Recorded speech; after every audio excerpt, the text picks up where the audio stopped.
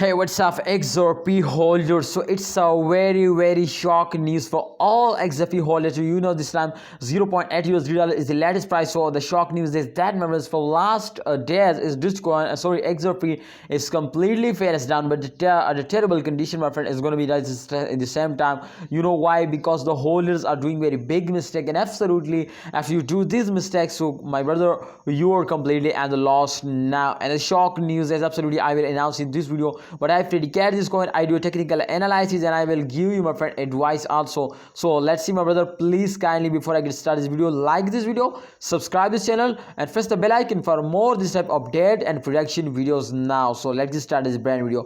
My brother, this time you can see the update of XRP is on the screen, and XRP price 0.8 USD dollar, max supply 1.17 million, and you can see here 46 million as, my friend, you can see here available supply. And if you can see, my friend, the price BTC, so 0.0402215 USD dollar, sorry, BTC, and you can see the market cap as 38 USD dollar. So total supply 99 million, my friend.